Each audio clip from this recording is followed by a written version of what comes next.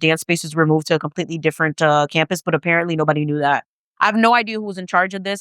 This pisses me off because it's like, it's supposed to be a STEM and dance program. Why in hell is there no STEM and there's no dance? Matters worse, there was actually one classroom in particular, and they were the babies. Okay, they were younger. I'm talking about kids that were like 7, 8, 9 years old, eating on the floor. It was horrible, and it pissed me off because the kids don't deserve that.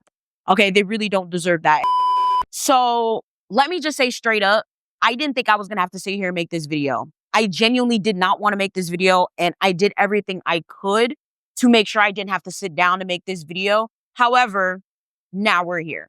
So as you guys can tell by the title, we are going to be talking about a company that had the nerve, gall, audacity to play in my face after I worked with them for the past couple of years. A company that docked my pay and paid me less than everyone else, even though a majority of the people that to pay more than me just started working with them.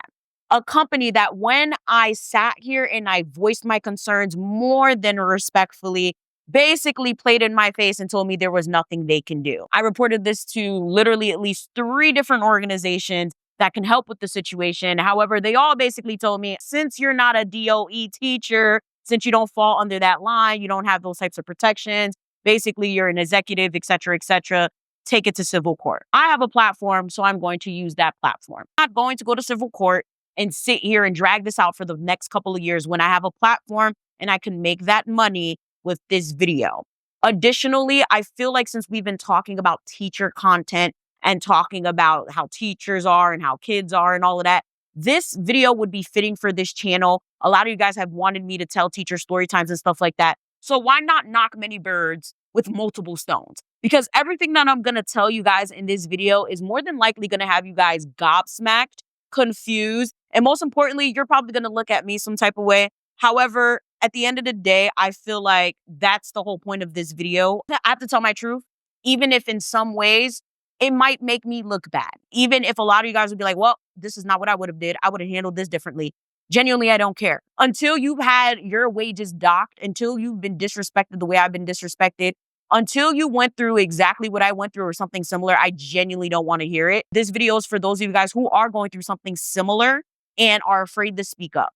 I am sick and tired of these companies, these nonprofits, these for-profits or whatever, exploiting their workers, and these companies exploiting their educators because they're not technically DOE educators. Because it's funny because it's like, now that I look at it, it's like they know exactly what they were doing, right? So let me just get all the disclaimers out of the way. I am not doing this because I am a disgruntled worker. This is not all about money. And it's not all about me just running my mouth because I'm upset.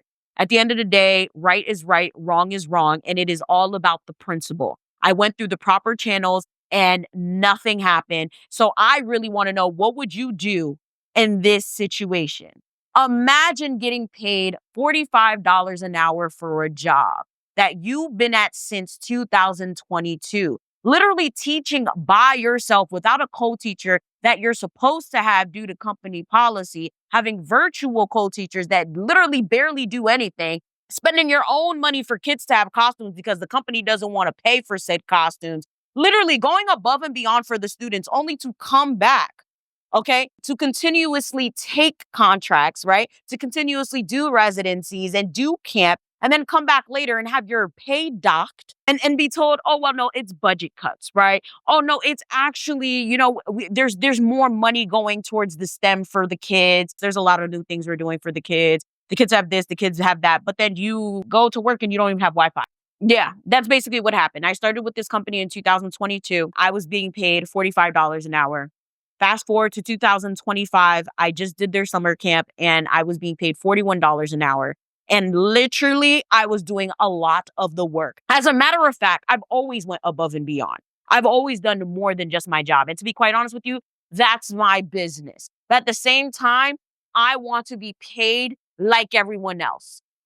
Not the lowest, not the least, and not being told about it until I gave a grievance about it, okay? But I will say, right, since this video is more than likely going to fall on Thanksgiving Day or very close to it, I want to let you guys know that I am thankful for you guys more than anything because I am allowed to do what I love without sacrificing the quality of it, without just taking a dance job for a paycheck, without just taking a dance job because I need a job right now, right? Now, I will say, yes, YouTube income has dipped a lot for me, between 2020 and now. However, I still have always made more here than I have anywhere else. And I've always had this to fall back on. And I'm grateful for that. And I'm grateful for you guys. Like, I am so thankful that you guys are always going to be something that I built, right? You're always going to be part of the platform and the empire, so to speak, of the mafia. Feel me? So thank you. And I really do hope you guys enjoyed the rest of this video. Love you guys more than anything because you guys give me the ability to do what I love, which is dance. Teaching dance, right? To adults and children. And it's always been something that I've done because I love to do it. And my overall goal is to open a nonprofit for underprivileged youth and adults. You guys watching these videos helps me get closer and closer to that reality. I've been dancing all of my life. However, I've been teaching dance since I was 15. I'm currently 30. So I have literally over 15 years of experience. From choreography to teaching other kids and teaching other adults, like my experience is very, very vast. And I also teach multiple genres of dance: ballet, modern, jazz, hip hop, merengue, bachata, majorette, step, like you name it, more than likely I've done it, or I know how to do it, or I've taught it before.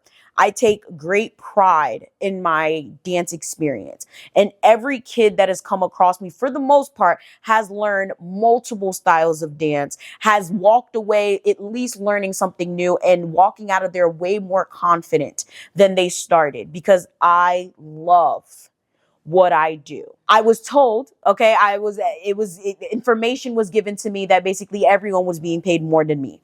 People that just started working with the company, people that don't have any type of seniority, people that have no experience in the classroom, and people that were very confused that I was being paid less because honestly, I did a lot. And before I even go on, because I know some people might feel like I'm being cocky or I'm being whatever, if you worked with me, you already know. Like, that's it. I do everything that I can and then some. Okay, I go above and beyond, and that's my fault, I guess, or that's my problem. I have no problem going above and beyond. I have no problem learning new things and implementing it in the classroom, whatever the case may be. I have no problem helping my coworkers if someone's falling behind or whatever. I have no problem with that. But pay me what I'm worth. But yeah, pay me the same as everyone else. Do not underpay me, okay? Do not underpay me. I don't care what anyone thinks about what I'm saying right now. If you have never been underpaid, if you have done all the work somewhere, if you've done a lot of work somewhere and you're not being compensated for that, you're going to be upset. You're going to be more upset than me. Somebody probably would have started throwing hands, okay? With all the stuff that I'm going to tell y'all, a lot of y'all probably would have started throwing hands because it is that bad. However, the way they handled this situation has led me to make this video because essentially they forced my hand. I did everything that I could to make sure that I was fairly compensated. I had a meeting with them. I reported it, and the outcome was still nothing. And personally, I need my coin. So I'm not some disgruntled employee. This has nothing to do with me just making this video to get money. However, in order for me to remedy the fact that I was underpaid, I am making this video so I can run my coin. But as many of you guys know, I do not make videos quickly. I usually wait years. Like, I sit on a situation for a while before I make a video. Minimum time is usually 1 year. This is probably one of the shortest times I've ever waited, next to the whole surviving Newark charter school saga. But I will say all of this is very traumatizing for me. I'm very pissed, and I just feel like it's not fair, and I'm going to talk about it. All this to say, stand up for yourself. If you don't stand for anything, you stand for nothing. If you don't stand for something, you stand for nothing. If you're not going to speak up for yourself, who's going to speak up for yourself? I want everyone watching this that's in a similar situation to understand it's okay to speak up. It doesn't matter if you have a platform or not. It's okay to speak up to whoever you need to speak up to, make those reports, make that TikTok video, whatever the case may be. Because if they were afraid of a TikTok video, if they were afraid of a YouTube video, they more than likely would have treated you with respect in the first place. And it shouldn't take that to be treated with respect. You should treat the people who work for you with respect because you respect them as someone that works for you. You should respect the kids in your care because you act like and you say that you care and it's in your mission statement. You should do the right thing because it's the right thing.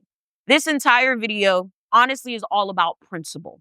And if you don't take anything else from it, understand that you have to have principles and morals because honestly, that's the only thing people have for you and about you before they learn anything else. Have some morals, have some principle, but most importantly, like I said, speak up for yourself. There's gonna be so much going on in this video that I had to write my notes. Okay, like it's insane. It's a lot of pages for this document. You guys have to have every little detail to understand everything that I'm going to talk about. As long as this video is, and I'm sure it's going to have to be broken up in parts, there's still so much that I probably left out. There's still people that I worked with that had a worse experience than me. However, at least they were paid what they were supposed to be paid. That's all I'm saying. Let me just tell you right now, it is too late to apologize. It's too late. It's too late to apologize. It's too late to give me my wages because I'm going to make that money from this video. And also, I'm very hurt by this. I'm not a crier. All my coworkers saw me cry about this. Like, I was literally crying at the bar. They were buying me drinks. I was very upset. Like, it was a whole thing. It's not just a company I picked up and did whatever, and it's not for me. Like, no, I'm dealing with this company for years, and they played in my face, and I'm hurt and I'm pissed, and it shouldn't have been this way, and I shouldn't even have to sit here and make this video. I know a lot of you guys are going to skip through, do this, do that. I would hope you don't do that, to be quite honest with you. However, if there's anything that you take from this video, it's that you need to not let people play in your face. You need to always stand up for yourself, and you should always hold yourself accountable and hold others accountable when they're doing wrong. Okay? Wrong is wrong, right is right at the end of the day. I know a lot of the parents are watching this. I know somebody from the company is more than likely watching this, trying to hit me with a lawsuit. So let me just get all of that out of the way. First of all, shout out to all of you that I've actually taught, that have changed my life, that have made me a better teacher. I love you guys so much. From the kids to the parents, like, you guys are great. I love this company more than anything, and it is probably the only reason I continued to come back despite everything that I'm going to say in this video. You children were a delight. Probably some of the best kids I've ever taught. I can never really say anything negative about these kids. Yes, there were a few here and there that did whatever. However, these were some of the best kids that I ever taught. And to this day, anytime one of their pictures pulls up, like, on my phone on, like, the memories thing, I'm just like, oh my God, I'll miss these kids. Like, I love these kids down.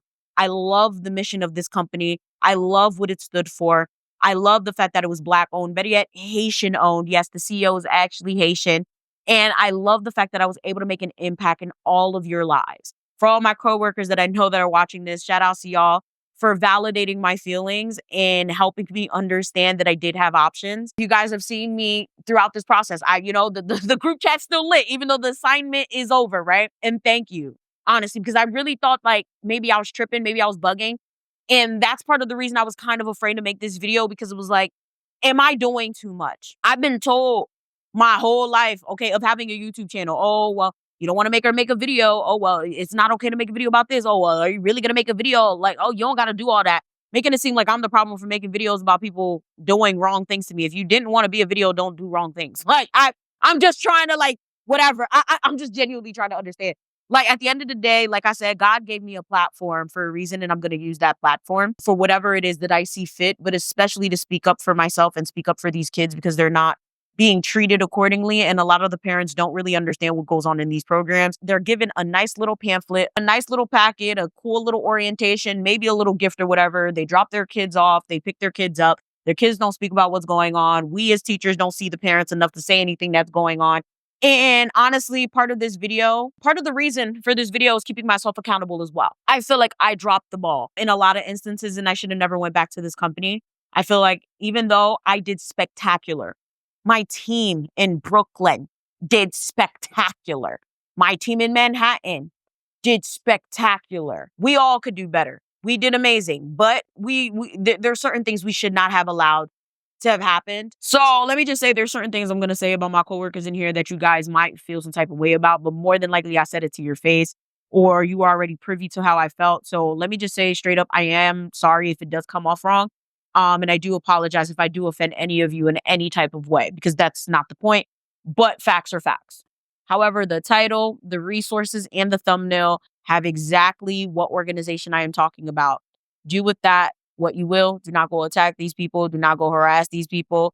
It is what it is at this point. I'm making this video for me, to be quite honest with you, and for you who may be going through the same thing and is afraid to speak out about it. From my therapist to my man to my friends to my coworkers, everyone told me I should make this video, and I'm well within my rights. However, I didn't want to. I've been sitting here talking about teacher bay, the substitute, just things that go on in overall education and stuff, right? And I wouldn't feel okay continuing talking about these things without talking about things that I need to hold myself accountable for, and talking about what goes on in these programs and in these schools and during these little initiatives that a lot of people and parents don't know about, right? A lot of us send our children, our nieces, our nephews, or, we recommend programs to, the kids in our lives or the parents of the kids in our lives, not understanding what's actually going on behind closed doors, and how a lot of these things are actually really detrimental to the children in our lives, right? A lot of it is a contributing factor to the reason why these kids are the way they are. And I'm going to, again, be holding myself accountable, just like I'm holding these people accountable, right? But to be honest with you, I want to know what you guys would have done in my position and everything that I'm going to disclose in this video. But most importantly, what would you do in my position of getting your pay docked? Now, let me just say it is my fault for not negotiating my wage. I almost always negotiate my wage. However, I do have to give you guys a lot of back story and back information for you guys to understand anything that I'm going to say in this video. This video is actually going to be very long. I'm going to try to split it up. But yeah, there's a lot that you guys have to understand, and I have to go through it, or else you're not going to understand anything that's going on. First things first, I started working with this company in 2022. I started out with a residency. It is a nonprofit organization that deals with empowering young women of color through STEM and dance, because honestly, the STEM field does not have that many women of color in it. So it's one of those initiatives to get young girls to pick STEM career fields. So as a woman in STEM and dance, you would understand that this was right up my alley. As an influencer, I do fall under the STEM umbrella of the T. And if you guys remember that story time where I talked about that co-teacher that did absolutely nothing, and she was virtual, and anytime she came in, she still did absolutely nothing. This is that same exact job. I should have stopped right then and there. I should have put my foot down, and I should have been like, yeah, this company's bugging. Why they got me in this classroom by myself with these kids? Now, luckily, it was less than 10 kids. It wasn't that many kids, but the fact that I was by myself and that was against company policy was an issue. And I was literally, honestly, doing double the work. Even though I was a dance teacher, I was doing a lot of the heavy lifting for STEM because my STEM teachers were virtual, right? Fast forward to summer of 2023, we were all solicited to do camp. I was already warned by a lot of the people that worked with this company for years that camp is stressful. They don't want to do camp. I'm never going to do camp. Don't do camp. The pay is good, but don't do camp. Okay. That's what everybody told me. And I was just like, why not? I ain't got nothing to do this summer. Why not do camp? Let me just say that experience was so traumatizing. I should have listened to everyone. And let me just say, you should always listen to people when everyone is saying the same thing. But I will say, even though Camp 2023 was as stressful as it was, I loved that company down, and I would have never said a negative word about it.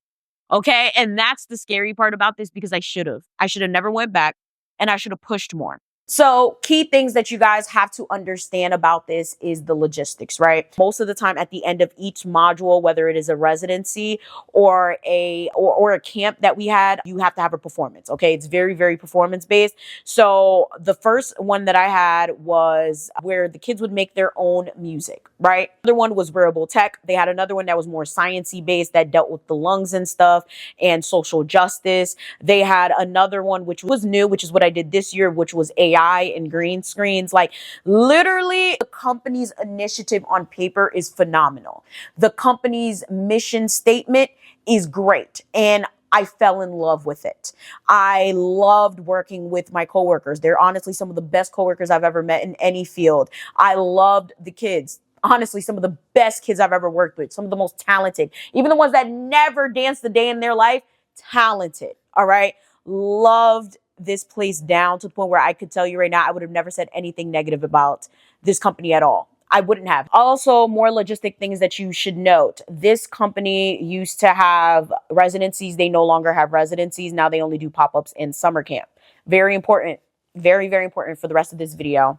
Additionally, they have a co-teacher model. So you are never by yourself in a classroom. Some way, somehow I ended up by myself in a classroom in 2022, but that's neither here or there. That's my fault for continuing to come back and not asking them to pay me more, because that was ridiculous. Those kids were great. Don't get me wrong. However, that's not how it should have been. And I was doing double the work. We had to use our personal phones and or computers and emails in order to communicate with them as well as the parents, which is kind of a big deal. And I'm going to get into that in a little bit. The kids do use Chromebooks for all their modules. Typically, there is a cart, or sometimes we are given laptop from the school, or the kids had to use their own personal computers because the Chromebooks just were trash. Okay, some of them wouldn't charge well, some of them would just crash all day. And then unfortunately, because of school restrictions, there's a lot of sites that we couldn't use, and there were times where we couldn't get on Wi-Fi. So, and that's a very big one. Keep that in mind. I was a dance facilitator, but there was also STEM facilitators. There's site leaders, which is kind of like the principal. And then there's site operations, which used to be just like 1 to 2 people. Now it became a full-fledged team. Keep in mind that all of the different names for the positions play a part into all of this. And it's part of the reason why a lot of times when we do complain or we do report certain things, these organizations or whatever don't care or don't see it as such. Like, yeah, I was a dance teacher technically, but since on paper I'm a dance facilitator, I was not able to basically be fairly compensated. These people operate on an interesting system, probably something different from what I'm kind of used to with any other company that I worked with. So they are a nonprofit, right? They have a core team, which is CEO, COO, CFO, and then director of nonsense, director of bullshit, director of this, that, and the third. Just a bunch of directors that are supposed to do all types of stuff for the company. And all of them were fired. Literally. Like, that should have been my first red flag. Okay. All of them were fired by the time I got to camp summer 2025, right? Like, literally the person that hired me, the person that trained me, the person, like, all of them fired. I came back into a completely different setup, and it was just nuts, right? So let me just pin that. Okay. Pin that, keep it in your head. Don't put it nowhere, right? So more logistics for summer camp. It's something that a lot of people don't want to do, to the point where they usually have to venture out and find outside people to come into the fold to teach. A lot of people feel like it is not worth it. So that's why a lot of times they're, hiring out instead of hiring from within when it comes to summer camp. So after I did that 2022 residency, we go to 2023 summer camp. Now, I probably did a story or two about that. A story that I did where they basically called me a bully and said I was bullying my co-teacher because she was sick and didn't have a voice, and I was literally speaking for her when she asked me to speak for her. That story time. Hopefully I remember to link it down below. And then there's another story time I also did on how one of the teachers touched my kids. Now, let me just say, right? This is where I say that I feel like I'm holding myself accountable, because although I did that story time and I talked about what I talked about there and I said my piece, I still feel like I should have did more. I really would hope nothing more came of that. It was just extremely inappropriate, and the way they handled it was disturbing, was extremely problematic. And the fact that he may have been allowed, or he was allowed, to continue his position after that was crazy to me, right? So let me just give you guys the highlights of 2023 so we can skip to 2025. So the highlights of 2023 include, we had to call over 100 parents before camp, mind you, on my personal line. Luckily, I had a business phone at the time, but still, that's my personal business phone. At the end of the day, it's not your phone. We had to call 100 parents, swear to God, like split between you and your co-teacher as a little formal introduction to who you are, what you're going to be teaching, etc., to, I guess, help with retention. Honestly, you know what would help with retention? If you guys ask these people if they have something to do before they do this 3-week camp, right? So the way camp works is it's a 3-week program. Kids from all different walks of life, all different types of talents, and you're supposed to basically bring them together to put together a performance that incorporates STEM and dance based on the curriculum and whatever it is that you're given. So I've literally probably done all of them. I've done the wearable tech, I've done the one where the kids make the music, I've done all of it. Now, the reason I'm not using the specific names is because just in case these people try to sit here and sue me for telling the truth, I haven't used any of your documents or any of your words or any of your logos. So miss me with that. All right. So just know that I've literally done every single module. Okay. I've been there for years. I think there might be one that I didn't do, but no, there's one I didn't get to perform. And that was more of the science-based one. It was more based on like social justice. It had a lot to do with BLM, and it went through the sciences and not being able to breathe and stuff like that. That's as much as I'm going to say about that. Right. But yeah, we had to call 100 parents to make sure they would show up, which made no sense, because if they literally sat here and they made sure these kids would actually show up, we wouldn't have that problem. Because since this program usually falls in the end of June into July, or the middle of July, or the end of July, whatever it is that year, a lot of kids end up going to sleepaway camps at the same time. So they'll come for a week, and then the next week they're like, oh, I'm not going to be here. But then the show is the week after. Or it'll be like, oh, I'm not going to be here this midweek. Oh, can I come back for the day of the show? I'll learn via Zoom. Like, I've had it happen. Trust me. I have stories for days with that, right? If y'all just made sure these kids didn't have other plans, or at least try to do something with that, we wouldn't have to sit here and call all 100 parents. But okay, that's not the point, because that was replaced with orientation later on, which I'm going to talk about, right? Of course, this is where I was accused of bullying. Of course, there was a teacher that was being very inappropriate with my kids, and I do not like the way it was handled. I was also told to pick a genre this year. As you guys heard in the beginning of this video, I teach everything. Like literally, the only thing I don't do is tango and tap. I cannot tap dance to save my life. But from modern to contemporary to ballet to Caribbean to Afro to reggae, like literally I teach my kids everything so long as I have the time. And then my kids are always done first. My kids have time to help other kids. Like, so this particular year in 2023, I was forced to pick a genre. I usually do Afro and Caribbean as like my, I call it my face genre. Like when people ask, typically I say I do everything, but I'd be like, I have a focus on Caribbean, like etc. Right? But there was also another girl. She doesn't really fall too much in this story. We're just going to call her Tasha, right? Tasha was also in the same line of genre as me, and they said we both couldn't do it, and we both had to pick one. So I picked Caribbean, she picked Afro. Okay, whatever. But what made it worse is this particular year we had master classes where all of us had to switch classes and teach these classes our specific genre. This was the most stupid thing ever, and it wasted time. So literally for an entire week, I was with a whole nother class. I met my class for one day. For the rest of that week, I was with other kids, and all of us as dance teachers were with other kids. The STEM teacher didn't have to switch or anything like that. They didn't have to do no master, nothing. We all had to do these master classes. It was absolutely ridiculous, and it was a hot mess. And it pissed me off because, again, like I said, it is a 3-week program, and then you have a show. I literally had 4 days killed out my schedule. But okay, my kids had no classroom for the first couple of days. You guys are probably like, wait, then where were you teaching? In the common area, where the kids came in and where the kids ate and where the kids were dismissed. That's where we were teaching, because we didn't have a classroom, because we had the largest cohort. Why didn't they plan for this? Well, because they lied to the school in question in which we were based and told them that we had less kids than we actually did. They actually over-enrolled. And yes, like I said earlier, a lot of kids do end up dropping out, but it is not okay and it is not safe to sit here and lie to the school in which the space that you're renting and tell them that there's less kids than there are. Like, I just don't understand it. So yeah, we were out here teaching in a common space, which is why that lady, okay, if you guys remember the story, was even able to come into our classroom and say that I was bullying my co-teacher, but she didn't even know what the fuck was going on. It's okay though. Me and my co-teacher ate that year. Okay, we showed up. We showed them. Okay, they tried to make it seem like my coworker was some weak bitch. Like, I didn't like that. Like, they tried to make it seem like she was weak and she was like, child, that's not the point. That's not the point. I already did my story time on that. Okay, a kid went missing. Yeah, a kid went missing the first day. Luckily, they found him. They just was roaming around the campus. This was also the year where we had no separate breaks. Okay, this year they incorporated a 30-minute break for everyone, but prior years it's always been your break is when the kids eat, but you still got to watch the kids. So where's the break? I'll wait. We've also always had catering. 2025, we no longer had catering. I'm going to get into that. I'm talking about Panera Bread. I'm talking about Shake Shack. I'm talking about real food. Okay, these kids was spoiled when it came to that.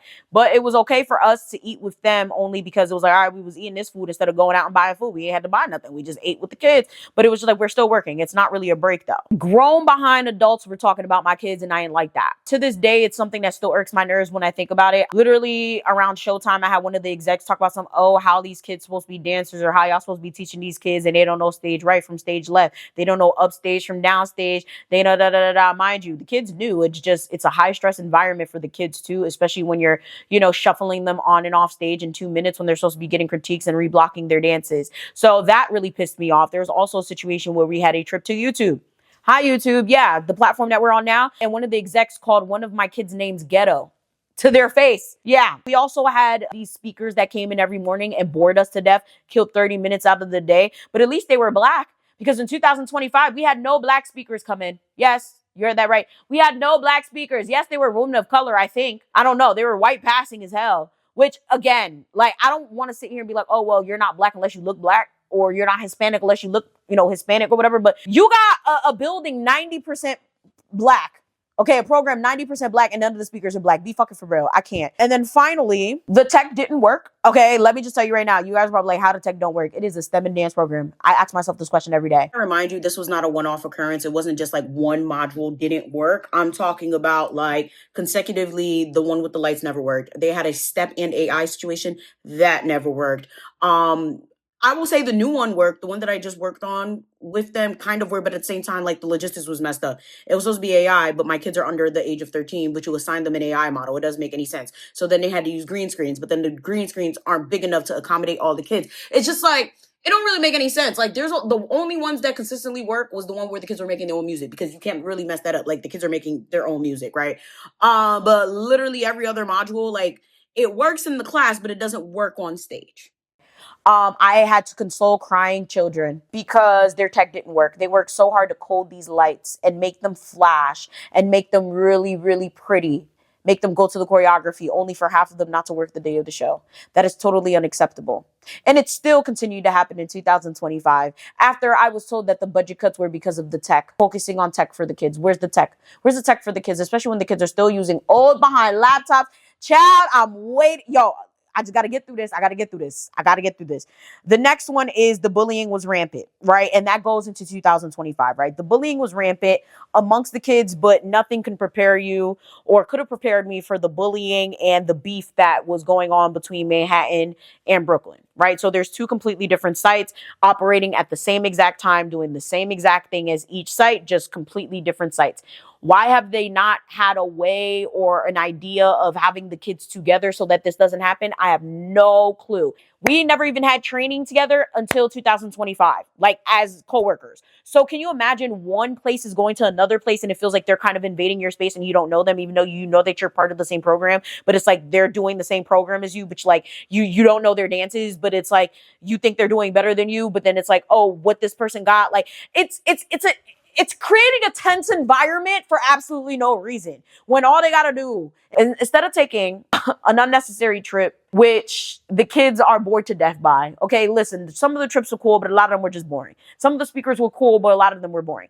Instead of taking the initiative to actually make sure there's some sort of sisterhood between all of us, right? To make sure that there's sisterhood between the kids, there's actually a camaraderie and the kids aren't competing against each other. They decide to not do that at all. Okay, just have a bunch of random trips that have no meaning. I hate to say it like that. Yes, they're STEM based, but it's like, these kids will half sleep through half of it, all right? Making us walk in 100-degree weather. Or, like, it's just, I don't get it at all. It's just stupid. Also, okay, keep in mind, there are trips like every other day. There's speakers that come in. Honestly, on paper, this program looks amazing. And honestly, it's great until it's executed. Okay, the execution is the problem because all these trips, all of these speakers, all of this nonsense that they got intertwined never goes well with the schedule. Okay, breaks aren't being taken.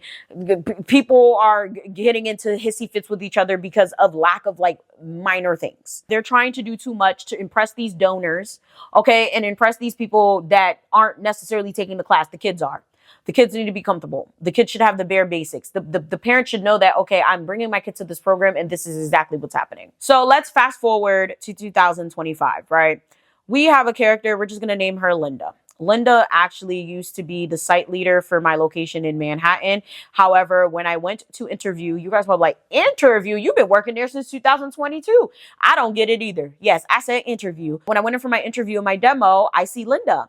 Apparently, Linda has been moved up to the core team. But then I find out that later on that everybody else was fired from the core team. Mind you, I had contacted someone like, hey, are they still doing the summer program? And that someone was fired. She trained me. She hired me, all of that. I didn't even know. They didn't notify me. I guess I wasn't important enough as somebody that's been working here for years with y'all. I guess I wasn't important enough. But I did skip 2024, so maybe that's why. Maybe they thought I was done with them. I don't know. Listen, I'm not even mad about that, but I am just confused as to how they fired the entire core team and then this girl moved up. She was great. I liked her. She was cool people's. You know, it was great to see her. My demo went well. I obviously got hired, right? And you guys are probably like, why is this important? Oh, I guarantee you it is important for the rest of the story because I obviously got rehired, okay? Technically, the way it works, they do just contracts and then you just keep renewing your contract. Before it was just like, yeah, you got hired. Do you want to do this program? Okay, cool. But now it's like, oh, you got to re-interview. You got to do all this nonsense. It's like, well, what am I re-interviewing for when I've done this before? Like, this is kind of crazy. Like, I'm not even a STEM teacher and I could probably teach dance and STEM. Like, why are we actually doing this right now? But it's whatever. Everything went well. I got hired. And this is where I was like, yeah, this is probably not going to go well, right? So first things first, I've always been in Manhattan. Anything that I've done from residencies, etc., has been in Manhattan or New Jersey because obviously Manhattan is closer, okay? Brooklyn is a little bit out of the way, but it's not too far. I thought it would have been further, but essentially this year I was placed in Brooklyn. And when I asked Linda, like, why was I placed in Brooklyn instead of Manhattan? Mind you, I'm so used to Manhattan. All the people that came back were mainly in Manhattan. It was only like 3 of us that came back that were in Brooklyn. I didn't understand why I was put there when I was so used to Manhattan. I asked Linda. Linda said, oh, you're here for disciplinary purposes. You know, we need somebody that could get the kids, you know, da da da da da da. And that's something I want you guys to put a pin on, because I will say I was part of the problem as well, right? Brooklyn has a bad reputation, period. Period. But within this program, Brooklyn was known as the trouble kids. They were known as the kids with the attitude, the kids that's always getting in trouble. And let me just say, they definitely did live up to that expectation and that stereotype. They just did. Okay, facts are facts. That's it. My kids, not really. I had a few instances and a few issues, which maybe I'll do during 12 days of story time. I'm not going to go through that right now. But for the most part, the other kids, wildin'. Parents, wildin'. Like, it was a lot. Okay, and I'm going to get into a little bit of that in this video, right? During my demo and during my interview, I was told that budget cuts have been made in order to, you know, make sure the kids are able to have better tech and better laptops and better this and better that. They no longer have costumes. Yes, ladies and gentlemen, they're out here dancing in a camp t-shirt, which many people do this, but we don't do that. Okay, we out here eating Panera with our costumes every year, and now we have no costumes and no Panera. They started giving the kids New York DOE lunch, which is trash. Okay, it's bad enough they have to eat that shit during the year, but it's ridiculous that they have to eat that during camp when they're used to having a certain standard. And that'd be different if they were always being fed that and now they were, you know, being fed something else. But it was just, the whole thing was a downgrade. But we all expected, okay, since, you know, we're downgrading, we're cutting certain things, that means the tech finna be fire. Tech finna be lit. Like, we about to be outside. Just strap in. Okay, strap in. Because when I'm telling you, 2023 was stressful and was a mess, which was the reason I didn't come back for 2024. But 2025, nothing could have prepared me for 2025. Constant ridiculousness, constant problems, constant drama. Okay? Also, remember, like I said, keep it in mind. I hope you guys kept it in mind. The whole core team was fired. Okay? People were moved up, switched around, positions were eliminated. So y'all have more than enough money to operate. So let's start with parent orientation now, shall we? Let me just say absolute disaster. Let me just say I'm happy we didn't have to make 100 calls like we did back in the day. However, the parents showed up and they didn't trust us. They didn't like us. They were not buying what we were selling. Okay. It got to the point where they were asking our site leader for instruction and you know, like basically asking her very important questions and she couldn't answer it, right? We're going to call my site leader Helen. Okay.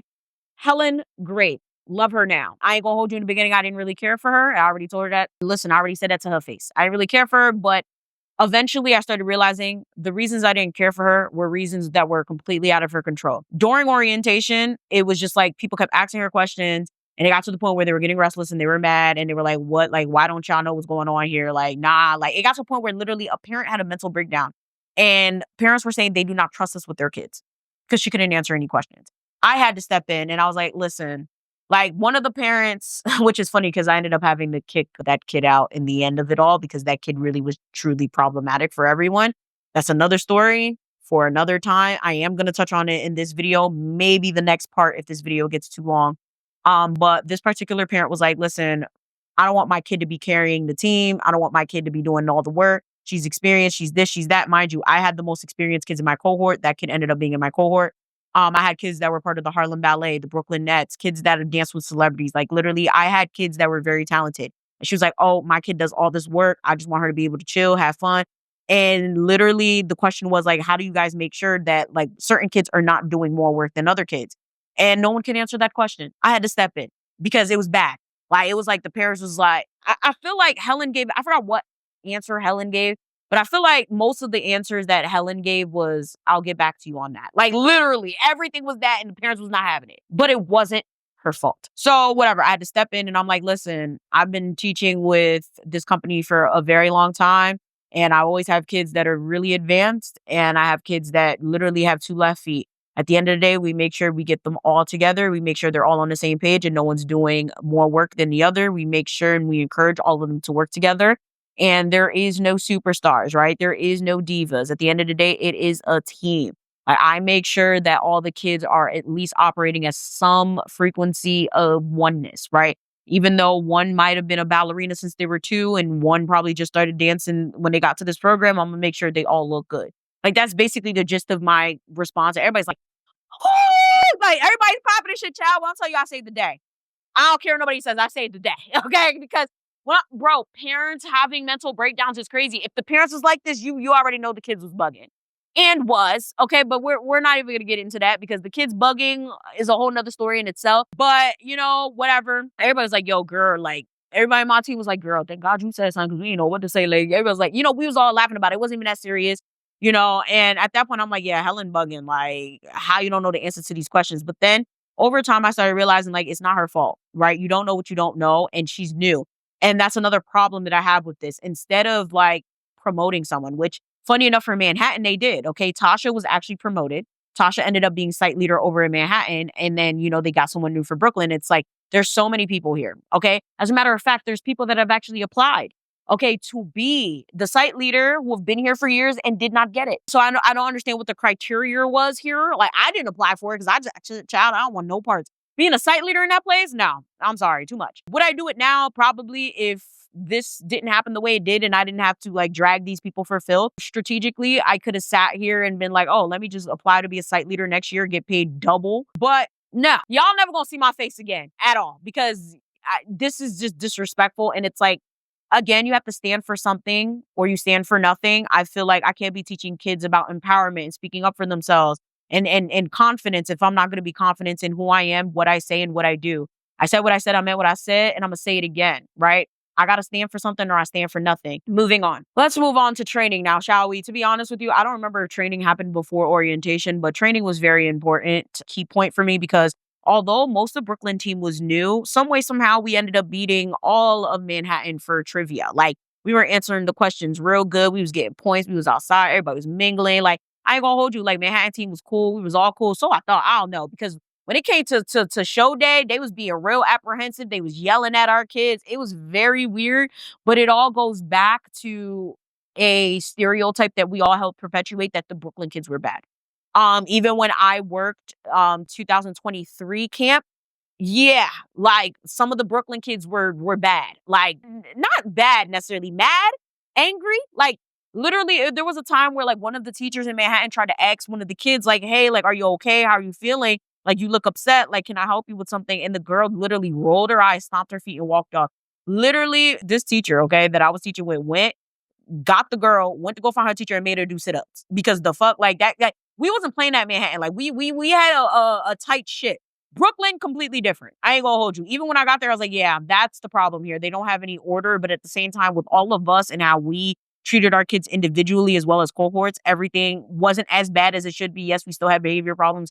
Yes, it was still parents being called and people getting kicked out. But I'll say this year seemed to be less stressful and less of a problem. There wasn't any physical altercations from what I can remember right now. It was just like a case of, oh, I don't like her, she don't like me, blah, blah, blah, blah, blah. It wasn't anything deep. So I will say, like, that part of it was like, I really wish the kids could have been able to get together and meet each other so it wasn't such a, oh, them, us versus them versus us, they're on our turf type of vibe. So training with them was pretty cool. This asynchronous part sucked. So asynchronous means basically the training is in person, but it's also online. We did the online part first. And this is when I realized they actually finally instilled a curriculum for dance. Now, you guys are probably like, what you mean? There was never a curriculum for dance?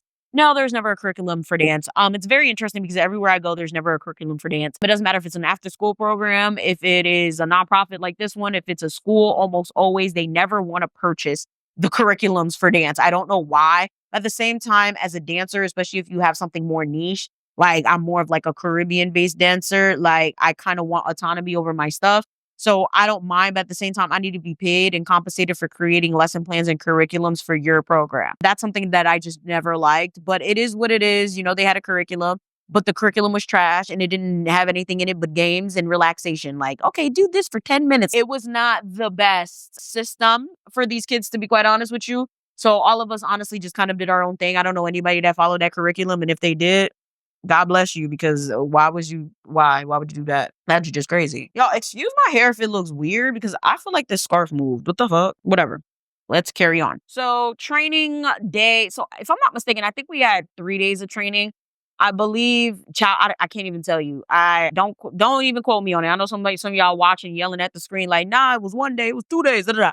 But I know 1 day was with all of us together. The next day was with just our people and our team. And we were supposed to go through a slideshow, go through more training, go through site-specific situation, meet the people that were in charge of helping us on these campuses. Because mind you, these programs are taking place on college campuses. They used to be in a church at one point. Like I feel like every year it changes, but lately it's been on a specific 2 college campuses. So let me just pause here to say shout outs to the subscriber that I met, was part of this planning. And basically led me to believe, like, yeah, it's my job that was fucking up. They didn't do what they were supposed to do. Okay? This is crazy. Like, I ended up meeting them, like, in the middle of the program. They're like, yeah, like, oh my God, like, I helped with this. I didn't know you were part of this. Yeah, like, they didn't ask about half of that stuff that you're talking about. And you guys probably like, Yvana, what is the things that you're talking about? First things first, right? We get to the next day of training, or the next phase of training, I should say. And there's no Wi-Fi. That's right, ladies and gentlemen. We all sit down. We all get out our laptops and our iPads and our devices to try to take notes. Helen is up on the podium, okay, in the lecture hall, trying to get everything to work, and everything is working for her. She could pull up stuff because she's at the podium, right? She's connected to the school's network because the podium is already connected to the network in the school, right? But there's no Wi-Fi. We're asking, hey, Helen, what's the Wi-Fi? Oh, I don't know it. At this point, I'm like, okay, she really don't know nothing, and it's not her fault. I can't blame her for not having the Wi-Fi. So at this point, we're all confused. We're all annoyed. And we're like, okay, how do we get the Wi-Fi? After searching and figuring it out, Helen was able to find out that apparently we could only get Wi-Fi once we have our IDs for said university. Now, let me just tell you, this university was like freaking Fort Knox. You couldn't walk through any door without having your ID. You couldn't even get on the Wi-Fi without having an ID. Okay, so when do we get our IDs? At this point, it's like 8, 9 o'clock. We get our IDs at 1 something, like literally 1 close to 2. Training's supposed to be over at 4. Okay. What could we do in the meantime? We start trying to scout out our classrooms, right? So we all go look at the classrooms. Everybody's calling this, everybody's calling that. I called a classroom. One of the classrooms I picked was actually one of the bigger classrooms. However, I ended up having one of the smaller cohorts in theory, on paper, temporarily. Eventually, I ended up having one of the bigger cohorts, and the small classroom that I switched with did not help. I had kids cramped up in the room. It was very annoying. It was so ridiculous. And it ended up causing so many problems. Like, so essentially, after that fiasco, you know, we finally get our IDs, but then we realized not all of us are getting IDs. Half of operations didn't have ID. Now you guys are like, what is operations? Let me just clarify, right? We used to have just 2 people for operations, but eventually they realized that we needed way more operations because nothing ever operates. And they ended up having or instilling an operations team, which was great. Each of us had an ops person for each cohort. And then there was like a head site leader operations and then a whatever. Like, it was great. That part, phenomenal. And honestly, they still needed more of them. Like, that's how much was going on a given day that it was just like impossible to operate the way they were. And it's like, you guys know that this is not working, but for whatever reason, you guys continue to let these things fall through the seams and continue to like lie to these donors' faces like everything is going PGP. Like, you need to ask these people to donate a router. Like, I don't understand. Which we actually did end up getting a router in the end of it, right? So the whole situation with the Wi-Fi was just a mess, and it was a mess the entire time for us, okay? We never had consistent Wi-Fi. We did get a router, however. We are operating on 3 floors that are vastly different from each other. We were on the 12th, the 3rd, and the 2nd. So the router's not stretching that far, obviously, right? So we had to take the router from this person to have class for here, but no, this person has STEM, but then they need this for dance. And it was a mess. It was horrible, and it pissed me off because the kids don't deserve that. Okay, they really don't deserve that. And then that goes to the dance part, right? We had to dance in lecture halls because there was no dance spaces because the dance spaces were moved to a completely different campus, but apparently nobody knew that. I have no idea who was in charge of this. I would assume Linda was in charge of making the logistics for all of this happen. I'm trying to understand because it was like every time I asked Linda, she didn't have a fucking answer either. This pisses me off because it's like, it's supposed to be a STEM and dance program. Why in hell is there no STEM and there's no dance? The Wi-Fi is trash. You got us dancing in fucking lecture halls. This don't make no sense. And it is unsafe to dance in a lecture hall because the floor is not safe. There's outlets all over the floor. The floor is carpeted. And then on top of that, it is a hard ass floor. There's more than likely concrete underneath there. Why are we having kids dance in lecture halls? Like, when I'm telling you, this pissed us off so much. Like, all of the dancers were just sitting there like, bro, like, all of us as teachers is like, what are we going to do? Like, one of the teachers opted to dance in the class. She just moved the desk every day. I had the main lecture hall, which was a bad choice because every single time there was a speaker, every time there was a trip, some of the trips actually came to us, right? I had to sacrifice my dance time because, oh, well, there's a speaker coming. Oh, well, there's a trip in here. Da da da da da. And it's like, did anyone not think about this logistically? Did anyone not think about how this would affect the children and how this would affect the teachers and how they're able to facilitate? So it's safe to say that training day was a waste. All we did was pick classrooms, to be quite honest with you, and basically rearrange desks. From what I understand, Linda had came and she was basically like mad, or like she had an attitude saying like, oh, why are we not doing anything? Why are we just chilling or whatever? And then we had to tell her like, we have no Wi-Fi. Like, what do you expect us to do? But she was coming at Helen for that. And it's like, it's funny because over time, like every single day I realized like, yeah, Helen's not the problem. These people are, because it's like, what the hell did they expect Helen to do? Like pull a rabbit out of a hat? Like it was crazy because like, yeah, when you look at it, you kind of look at Helen like, girl, you don't know what the fuck you're doing. But it's not that she didn't know what she was doing. It's that she wasn't told what to do. Okay, she wasn't given proper anything. Like, it just didn't really make any sense. It was like she was completely out of the loop for everything, and that's not her fault. And I don't know how it was going on in Manhattan, but they more than likely were probably having a honky-dory day with all this. They were probably having a grand old time because, you know, Linda was there all the time. And I mean, that was her original site. I understand that you're going to have a certain bias to a site that you started. But when I'm telling you, this got so bad, and I should have reported her, if anything, for the way that she handled the rest of this is crazy. The planning was just overall garbage. And at that point, we all kind of understood like, oh, we're in for a very long summer. Like these 3 weeks about to feel like 3 months. Because how is it that we don't have IDs? Like half of us don't have IDs. Like I got mine, but some people didn't have it. And then even after that, we still didn't have access to the Wi-Fi. You guys probably like, how does that make sense? Well, apparently, okay, we called, me and my co-teacher. Okay, sat there and we called and we were like, yo, what's going on? Like, we ain't got no Wi-Fi. They were like, oh, you're not entitled to that type of access. That's literally what they said. Like, yeah, even though you have an ID, you're not entitled to that type of access, which means the planning was just piss poor. Whoever planned this did not do their due diligence in making sure that we all had what we needed when we needed it, including access to Wi-Fi and all of us having IDs.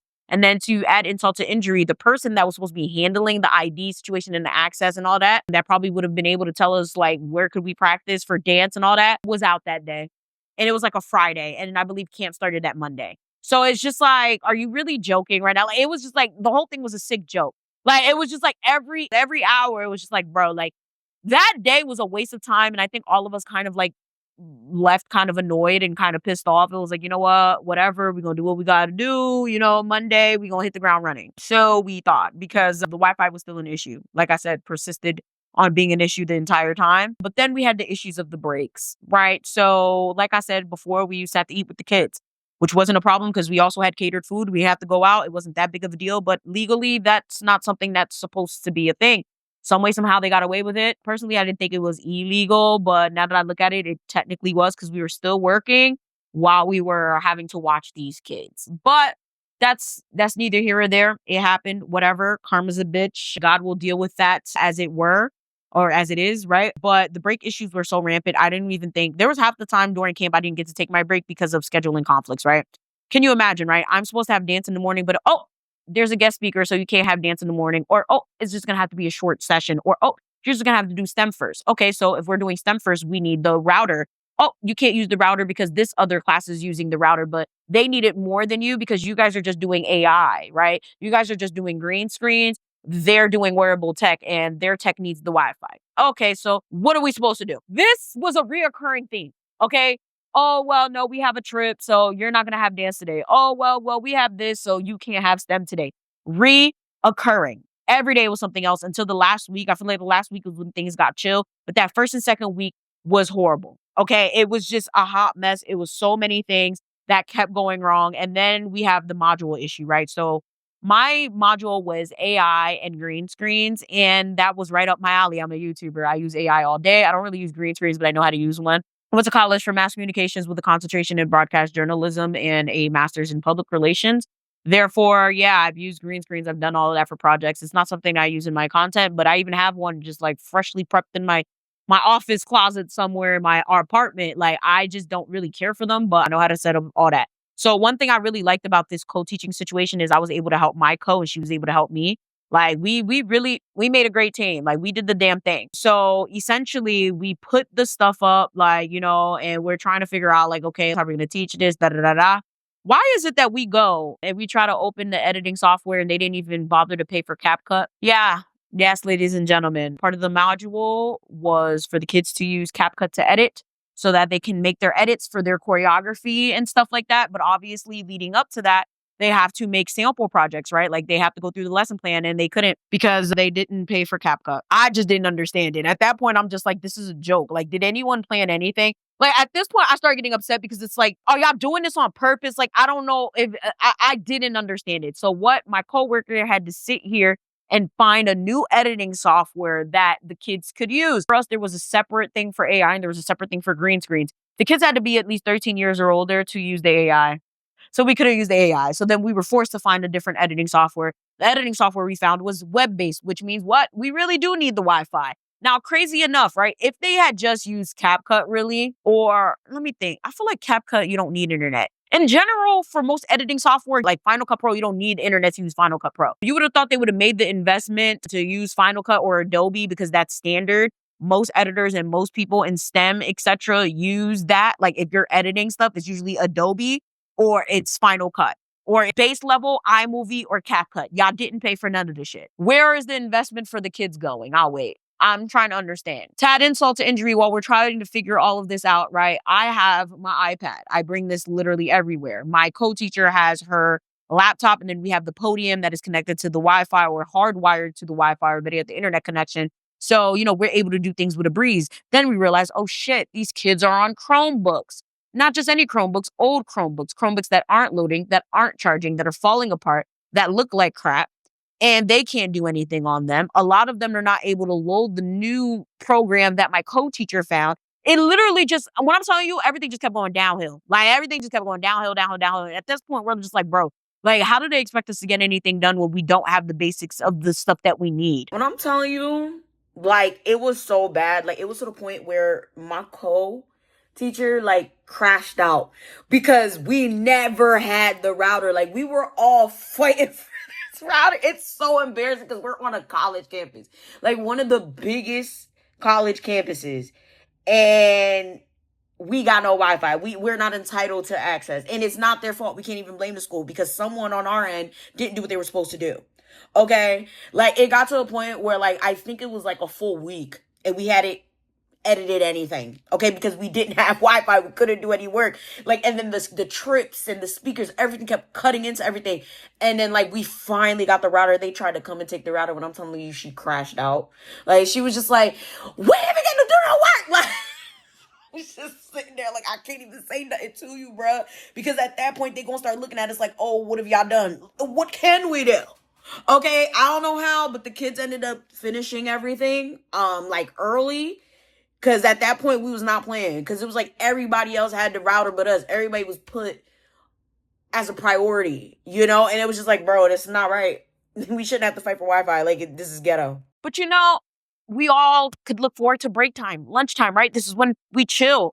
Oh, well, apparently there's another camp going on this campus. And they don't like that we're taking up all the space. So one of them actually came up to me and was like, hey, we don't mind that you guys are in here. We're supposed to be in here as well, but like, can you guys just leave a couple tables for us? Now, mind you, this is 100 kids we're talking about. We have over 100 kids in our program, 4 different cohorts, about 25, maybe less, or maybe more in each cohort. There is no leaving enough space for you. It's 100 kids. Like, but I was like, you know what? I'll see what I could do. I'll tell my site leader, I related to my team.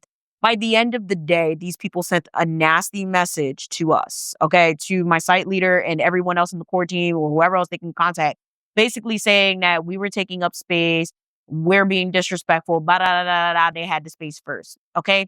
Fast forward, we found out that we had the space. They didn't have the space at all. It was supposed to be our space, but for whatever reason, we decided to compromise with these fucking terrorists. I hate to say it like that, but like they were just rude. Let me just say this was a huge problem, right? Because it got to the point where they had us eating in the classrooms. Yes, ladies and gentlemen, they had us eating in the classrooms with these kids. I already told y'all, I had the biggest cohort because they just kept adding kids to my shit. I had the smallest cohort, then I had the biggest cohort. I'm squeezing these kids in the classroom together. They're not doing anything but going to this classroom and then going to a lecture hall to dance. It gets very confining. It gets very restrictive. I don't know why, but it's like, that's cool. I don't know why this campus doesn't have an outdoor space, but Manhattan used to go outside. They had an outdoor space or whatever. We never got to take these kids outside. So you can imagine the only time they get to see each other and get to interact is during lunch, and they can't because some assholes are trying to say that they're taking up space. And they were also a STEM program. They dealt with kids with special needs. A lot of these people, These kids were harassing our kids. That's all I gotta say. Like they were saying mean things. They were coming up to the kids, like just being real inappropriate. A lot of them were boys too. I don't even think any of them were girls. I think it was like a boy STEM type of situation. So it was very inappropriate. It's like, you don't see us sending emails to y'all about how y'all are harassing our babies. Like literally, like you guys are harassing our kids, but you guys want to get mad because we're taking up space that is ours. We're taking up reserved space. Like that don't even make sense. I didn't like the fact that they negotiated with them and I don't like that. That pissed me off. I was like, no, F them. We had the space. It is our space. They're technically not even supposed to be in here. Okay. Like the college basically was like, they're not even supposed to be in here. So I don't know why they're sitting here complaining, right? So you would think that that's bad enough. Okay, let's talk about the food. Like I said, we used to have catered lunch. Now it became NYDOE. I don't like the fact that they did that. However, I understand food is expensive. Catering is expensive, but y'all got it. According to the expense report, y'all got it. I have no idea what the problem is, but hey, whatever. You guys no longer have residencies. You got it. So what is going on here? You guys only do camping cohorts. You're not even paying for the space that you're in. Where's the money going? The kids are freaking doing work on old behind Chromebooks. You can't even pay for CapCut. You can't even pay for Final Cut. You can't even pay for Adobe. You can't, the tech is still garbage. And you're telling me that the tech went for the kids, save it. Okay, so whatever. We don't have catering no more. All right, so since we no longer have catering, unfortunately, they now had to rely on the DOE. Why the first day these kids didn't eat? Because I don't know if it was a delivery error or maybe an error on our part, to be quite honest with you.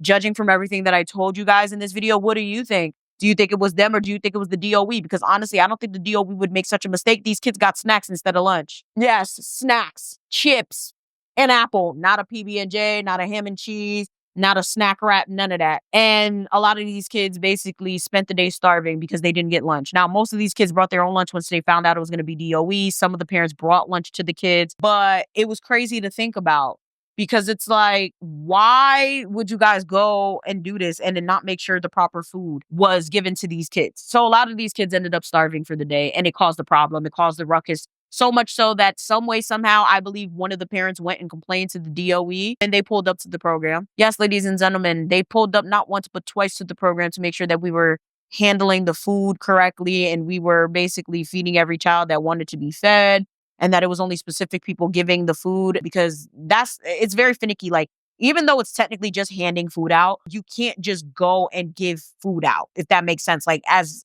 anybody that works with kids, y'all already know what I'm talking about. But for those guys who don't know, you can't serve lunch unless you have certain certifications, even if it's just like a paper bag or a plastic bag of lunch and you're just handing it to the kids. You also cannot go in and grab it. They have to give it to you. And the person that gives it to you has to be certified by the New York State or the whatever Department of Education that we're talking about. So I don't know what disgruntled parent did that, but we know for a fact a parent went and called. Shit, I should have thought about calling myself, but it was a whole thing. We was walking on eggshells. We no longer had the kids eating in classrooms because at that point they all had to be in one area. Like, it was such a facade and it was such a show because it's like, y'all know y'all had these babies eating in the classroom. And then to make matters worse, there was actually one classroom in particular and they were the babies. Okay, they were younger. I'm talking about kids that were like 7, 8, 9 years old eating on the floor. And I remember my coworker was so upset because she was like, yo, like my babies are eating on the floor. Like, what are we going to do about that? Like, this is crazy. We don't got no Wi-Fi. We're not even dancing in a space. Like, we can't even do STEM the way we need to. Like, it was just so many things. And mind you, this is only week 1. Okay, this is only week 1. The nail in the coffin. When they had the nerve all audacity to ask us why we were clocking in early and leaving late. Now, at this point, all of us were perplexed because it's like, are the hours not 8:30 to 4:30? No, your hours are 8:15 to 4:15. Y'all need to adhere to what's in your contract. When during training, it clearly said to 4:30. She's sitting there catching attitudes like, I don't know where y'all saw that. I don't know where y'all saw that. I don't know where y'all saw that. I feel like some way, somehow she got upset by this, right? We went to Linda and we were like, hey, like, this is what it says, but we're being told that we can't, clock in or whatever. Oh, well, y'all need to follow what's in your contract. I completely understand that part. But when you go through a training that's like literally like 8 hours long and all day you're drilling into us what days we come in, what time we come in, what we're supposed to wear, what we're not supposed to wear. We're doing trivia and all of that. I honestly think I'm going to follow the contract. I think I'm going to look at the training before I look at the contract. Yes, I understand what I'm contracted to do. But at the same time, I'm doing a lot of things that I'm not contracted to do and I'm doing it anyway. Also, keep in mind, we had daily meetings, right? So when the kids would be dismissed, we would talk about the day, we'd break it down, we would give advice to each other, different situations, different parent interactions, different children problems that we're having. And that would take a long time, especially when we add the fact that we had no fucking Wi-Fi. And that was half of the grievance and half of the part. It didn't make sense. Like, the kids are being dismissed at 4 o'clock. So we have to get all the way upstairs. Mind you, this is a very big building. We have to get all the way up the stairs. The elevators take forever. It probably kills about 5 minutes to get back up. By the time we get up, there's only 10 minutes left to have a meeting. That shit don't make sense. So it got to a point where Helen ended up just like dismissing the kids a little early. I believe we started dismissing the kids at like 2:45, 2:50, so we could get up there by 4 to have the meeting and be out by 4:15. But before that ended up being the remedy, it was such an issue. Linda caught such an attitude. Okay. And nobody wanted to speak up about it. Everybody was upset though. Everybody from operations to teachers to leaders. Like, we were all upset because it was like, this doesn't really make any logical sense. Like, how are the hours something different from what was said in training? Obviously, they were recycling old documents and recycling old training stuff, but still, like, that's like a huge oversight. And we do need that extra 15 minutes. Like, 15 minutes may not sound like a lot to a lot of you guys watching this, but it is a lot, especially when you're operating with limited resources, especially when you're operating at a frequency of we ain't got shit. Okay, especially when you're operating with we ain't got no Wi-Fi, we don't know what we're dancing, we might not have a trip, we might have a speaker, we don't find out to the morning of. Okay, that's another thing. The morning of is when all of this stuff is being communicated to us. And it's like, that extra 15 minutes goes a long way. I used to get there at 8 o'clock all the time. So that extra 30 would be great. I'm rearranging desk. I'm looking at my lesson plan. I'm looking at my co-teacher's lesson plan. I'm figuring out, okay, well, should we teach dance first? Da, da, da. Since this was a huge building, we had to pick up the kids in groups in like a spew of like 10 elevators. So what are we actually talking about? This shit was crazy because it became such a big problem. Okay, like, Linda literally didn't want to meet up. Okay, I'm probably gonna put the emails in this. I don't know if I'm gonna put the emails in here. If not, I'll probably definitely put them on Patreon. Shout out to those guys on the Discord. I'm gonna put all that shit up there if I don't put it in here, because I might just be too lazy to put it up here, or there might be legal ramifications for me doing so. So yeah, like, literally, we reached out. We were trying to ask for a meeting. She wasn't trying to have this meeting. She was on some, oh, who told you that? We basically was like, listen, here's the receipts. Like, during training, this is what you said the hours were. She seemed like she wasn't trying to come in. She ends up coming in, and she comes to our end of the day meeting, and shit just goes left. Okay. She came in with all this animosity. She basically was on some like, you guys need to do what you got. And it came off the wrong way. Luckily that day though, we did have some tacos. Okay. They gave us some tacos for lunch, which was nice, but it's like, I genuinely don't care about no tacos. And then there was another situation in which they were trying to really get us buff up enrollment. Right. And they were like, what was it again? I think we ended up winning though. That's the crazy part. It was something like whatever site gets the most new kids enrolled gets free lunch. And I literally straight up told them, like, I'm not a slave. I don't work for food and I don't work for free. So y'all can keep y'all food. Like, literally, y'all can keep y'all food. I'm not going to be recruiting any kids into this mess because y'all don't even have it together. So what, like, I don't like that part really pissed me off. Like, free food. Like, I don't want no food. I'm not going to recruit any kids into this program. Like, are you crazy? Like, you must be out of your mind. Let me just say, that meeting, hot mess. Completely forgot about this part, right? And it's funny because I think this is part of the reason they tried to justify not paying me what I was owed. They tried to say I had a communication issue, which is absolutely insane. I do nothing but communicate. I'm a communications major. Don't play with me. You may not like the way I convey something, but say that. You're grown. You're an adult.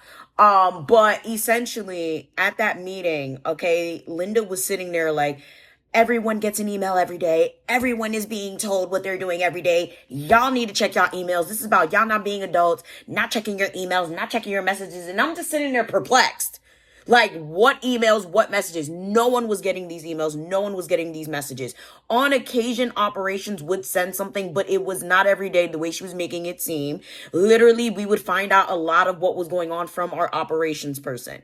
Okay, because we were all assigned an operations person. So it's like, she came in there like, oh, y'all need to check y'all email. Y'all need to check. There was no email. There was nothing in our group chats, like, on a consistent basis. And even, like, the little things that was in the group chat, it's like, by the time they would say something, it's like, I already found out through my operations person. We're having these meetings every day. Meanwhile, operations having their meetings every morning. That's why they're being told things before we are. I don't know what's going on in the back end with them having their meetings, but it's like, yo, like, she really came in also, oh, well, y'all need to grow up and check y'all shit. You need to grow up and check your mouth, because who are you talking to? Like, we all was just sitting there like, what? And I literally spoke up and I said, to be honest with you, like, for real, we do not know what you're talking about. Like, and I looked around and I said, I don't know if it's just me. Do any of you guys get emails every day? Do you guys get a message every morning? I literally get everything from our operations person. There is no, like, widespread whatever that's going on every day. Point blank, period. I guess she didn't like that. I don't know. And I was very like, the way I just told you, I was the way. Guys, are you guys getting an email? I genuinely never got one. I don't know. And everybody's like, yeah, no, we're not getting one. And it was done. Ciao. But I'm going to stop it right here because this video is already way too long. Make sure you guys meet me up for part 2. Okay, like, share, subscribe, do all of that. Shout out to those guys on the membership and those guys on the Patreon that are already watching this earlier than everyone else. Honestly, I feel so much better sitting here airing all of this out. This so far has been probably one of the hardest videos I've ever made, one of the hardest story times I ever made. And I will say, like, I'm still, I don't think I'm ever going to get over this. I think I'm going to be pissed off about this for a very long time, whether I get the money back from this video or not, which I know I am. It's like, there's just certain things you don't do. And these people played in my face. They played in the kids' face. They played in the parents' face. And then they expected none of us to do or say anything about it. Like I said, it's not even about being petty. It's not even about making the video to get the money back. It's about way more than that. It's about integrity, right? It's about principle.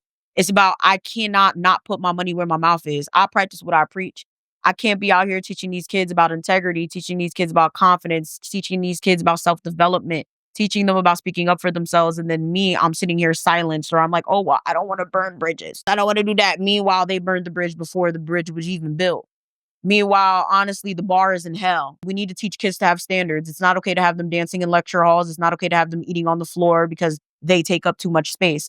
It's not okay to be having guest speakers come and they're not even Black, but then a majority of the population's Black, not even one Black one. It's not okay to have the kids operating on shitty behind laptops and with no Wi-Fi when it is a STEM and dance program. There's no reason for a lot of everything that I said in this video. And I really hope that someone takes this video, takes what I'm saying in this video, takes what I'm doing in general and says, you know what, enough is enough. I'm going to quit that job. I'm going to report my employer. I'm going to do whatever. Because things only change when we do. Things only change when we start speaking up about them. You only start to make a difference when the difference is actually called out and things are actually done, right? When an effort is made. And a lot of times the effort has to be made on our part to tell people and to tell you, like, this is not okay. And yeah, I'm going to see you guys in part 2. Thank you guys for watching. Like, share, subscribe, join the Patreon or the membership, and I'm going to see y'all next time.